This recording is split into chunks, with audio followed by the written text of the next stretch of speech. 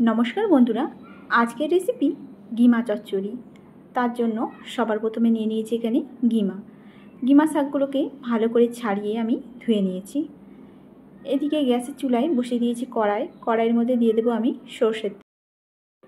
এই রান্নাটা সর্ষের তেলে করলেই বেশি ভালো হয়। তেলটা যখন গরম হয়ে গেছে এর মধ্যে দিয়ে দেবো 2টো শুকনো লঙ্কা, আর ফোড়নের জন্য দিয়ে দিচ্ছি 1/2 চামচ 5 ফোড়ন। ফোড়নটাকে একটু নাড়াচাড়া করে ভেজে নেব। ফোড়নটা দিয়ে যখন একটা সুন্দর গন্ধ বেরোবে তখন এর মধ্যে দিয়ে দেবো একটা বড় সাইজের পেঁয়াজগুলোকে একটু কেটে নিয়েছি। তেলের মধ্যে পেঁয়াজ দিয়ে একটু নাড়াচাড়া করে ভেজে নেব। খুব বেশি লাল করে ভাজার প্রয়োজন নেই। পেঁয়াজ যখন হালকা একটু ভাজা হয়ে আসবে তখন এর মধ্যে দিয়ে দেবো আলু। এখানে আমি মিডিয়াম সাইজের 2টো আলু এভাবে ছোট করে কেটে নিয়েছি। আলুগুলো দিয়ে একটু নাড়াচাড়া করে দিয়ে দেবো এখানে বেগুনও আমি 2টো মাঝারি সাইজের নিয়ে নিয়েছি। এবার আলু আর বেগুনটাকে একটু নাড়াচাড়া করে ভেজে নিতে হবে।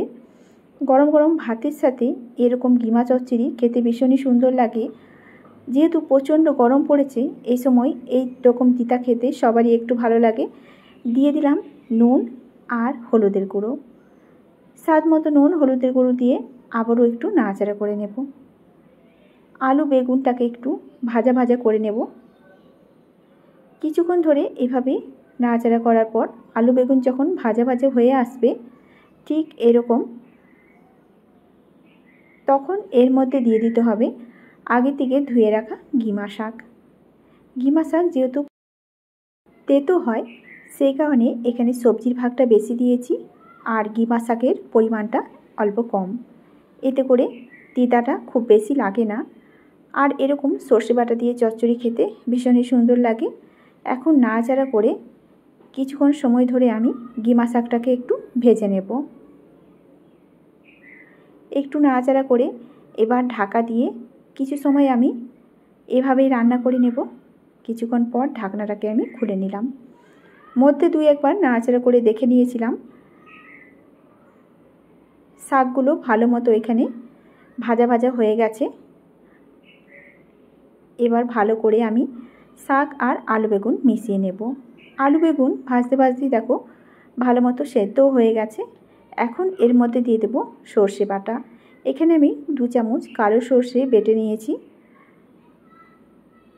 সর্ষেটাই দিয়ে এবার আমি গিমার সাথে ভালো মতো এভাবে নেড়ে চেড়ে একটু মিশিয়ে নেব। কিছুক্ষণ ধরে এভাবে নাড়াচাড়া করে আমি ভালো করে মিশিয়ে নিচ্ছি। এরপরে এর মধ্যে দিয়ে দেব বাটি ধোয়া একটু জল। যে বাটিতে আমি সর্ষে বাটাটা রেখেছিলাম সেই বাটিতে একটু বাটি ধোয়া জল দিয়ে দিলাম। এবার আরও একটু নাড়াচাড়া করে নেব। কিছুক্ষণ ধরে এভাবে মিশিয়ে এখন রান্নাটাকে কিছু সময় ধরে আমি রান্না হতে দেব। এই শাকটা তেতো হলেও খাওয়া ভীষণই উপকার আর খেতেও ভালো লাগে। গরমের সময় সবাই তিতাটা ভালোবাসে খেতে। এখন দেখো এর মধ্যে দিয়ে দিচ্ছি 1/2 চামচের মতো চিনি। এতে করে মিষ্টি হবে না, তবে রান্নার স্বাদটা ভালো হবে। কিছু সময় ধরে নাড়াচাড়া করে চিনিটাকেও আমি ভালো মতো করে মিশিয়ে নিচ্ছি। এবার যতটুকু জল আছে সব জলটাই আমি শুকিয়ে নেব। কিছুক্ষণ পর দেখো নাড়াচাড়া করে নিচ্ছি। আলু বেগুন শাক ভালো মতো মিশে গেছে। এবার জল কিন্তু একেবারে শুকিয়ে গেছে আর বেশ একটু মাখো মাখো হয়ে গেছে। নামাবার আগে এখানে দিয়ে দেবো আমি কাঁচা লঙ্কা নামাবার আগে দিলে এতে করে ভাত দিয়ে মেখে খেতে ভীষণই ভালো লাগবে। 4টে কাঁচা লঙ্কা আর দিয়ে দেব কাঁচা সর্ষের তেল।